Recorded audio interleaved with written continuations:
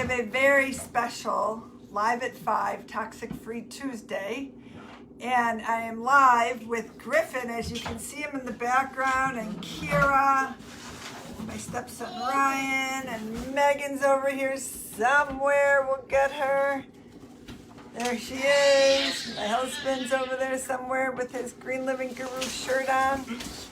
Anyways, we are in their playroom talking about toxic, potential toxic chemicals in toys.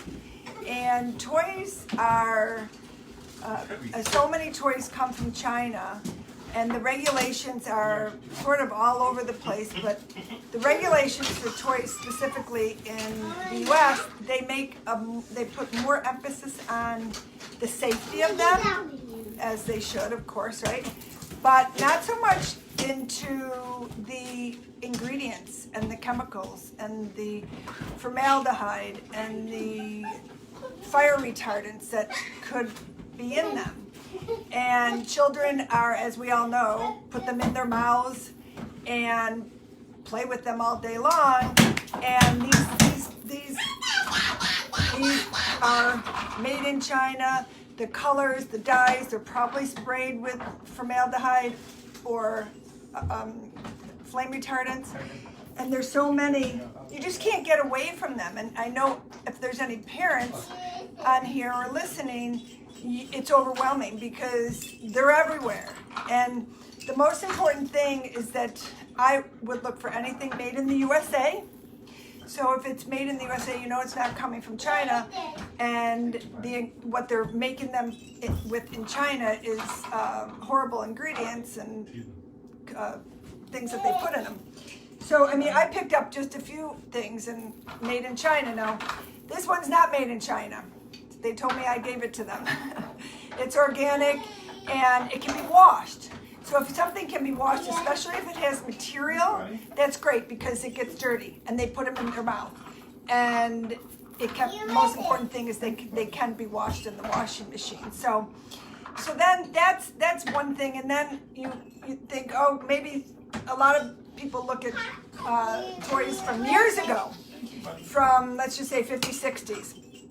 Well, the unfortunate thing about that is that lead was still in toys as well up until the 70s when it was banished. So you have to really pay attention to everything you're giving your kids, putting near them. So the things that they could be putting in their mouths potentially have BPA. You'll see a lot of BPA. The BPA is not in the product. That's a big keyword. Of course, it's great. There's studies that even though they say BPA is not in it, I've seen reports of BPA in pacifiers, BPA in different things that babies can just put in their mouths at all times. So you really have to be careful of that. So there are options, and here's another.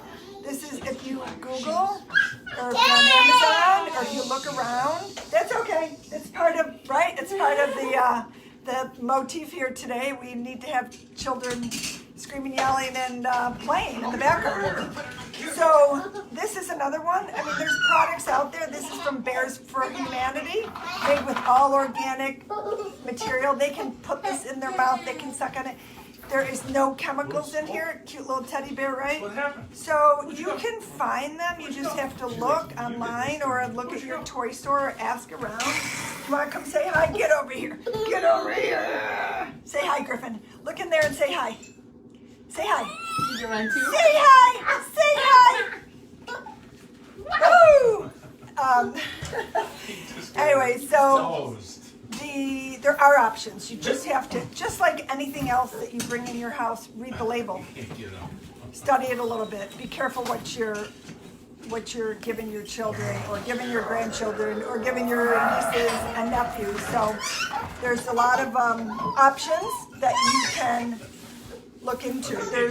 And I had something here that the baby, Kira, she likes to suck on this all the time. This is PVC that is made of chemicals that they can suck in their mouths and those chemicals potentially are getting into their system.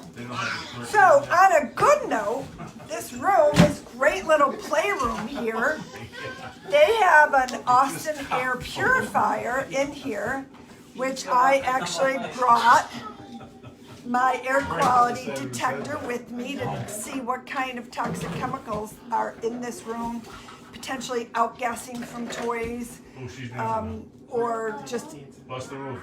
room, in the room. The TVOC is the total volatile organic compound it measures. It measures formaldehyde, which is huge.